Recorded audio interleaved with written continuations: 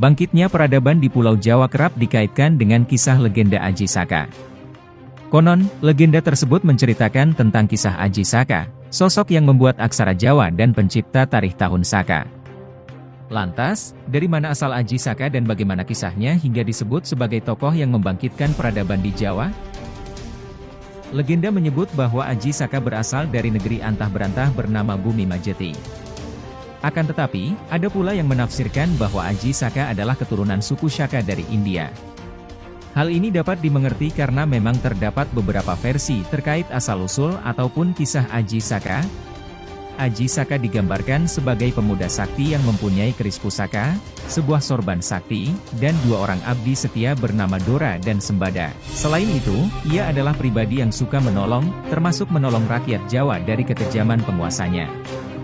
Legenda Aji Saka mengisahkan tentang kedatangan seorang pahlawan yang membawa peradaban dan keteraturan di tanah Jawa dengan mengalahkan raksasa jahat yang sebelumnya berkuasa di pulau ini. Dikisahkan Aji Saka melakukan pengembaraan ke Jawa untuk menyelamatkan rakyat kerajaan Medan Kamulan dari kekejaman rajanya, Dewata Cengkar, yang gemar memakan daging manusia. Sebelum pergi ke Medan Kamulan, Aji Saka meninggalkan keris pusakanya di Gunung Kendeng dan meminta Sembada untuk menjaganya.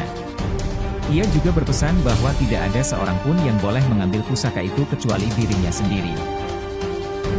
Setelah itu, Aji Saka membawa Dora untuk menemui Dewata Cengkar dan mengaku bahwa dirinya mau dijadikan santapan. Akan tetapi, Aji Saka mengajukan satu syarat, yakni meminta sebidang tanah yang sepanjang sorbannya. Namun, ketika Dewata Cengkar mulai mengukur tanah, sorban itu memanjang terus-menerus hingga mencapai pinggir laut selatan. Dengan kecerdasannya, Aji Saka pun mampu menenggelamkan Dewata Cengkar ke laut selatan. Setelah itu, ia dinobatkan sebagai Raja Medan Kamulan, sedangkan Dewata Cengkar berubah menjadi buaya putih. Suatu hari, Aji Saka memerintahkan Dora untuk mengambil keris pusaka yang dititipkan kepada Sembada. Namun, Sembada menolak karena sesuai perintah Aji Saka sebelumnya, tidak ada yang diperbolehkan untuk membawa pusaka itu selain Aji Saka sendiri. Alhasil, dua abdi Aji Saka saling mencurigai bahwa masing-masing bermaksud untuk mencuri pusaka itu. Akhirnya, Sembada dan Dora pun bertarung untuk mempertahankan tanggung jawabnya hingga tewas. Ketika Aji Saka menyusul ke Gunung Kendeng, ia menemukan dua abdinya telah meninggal akibat kesalahpahaman. Di depan jasad dua abdinya itu, Aji Saka menciptakan puisi yang isinya sebagai berikut.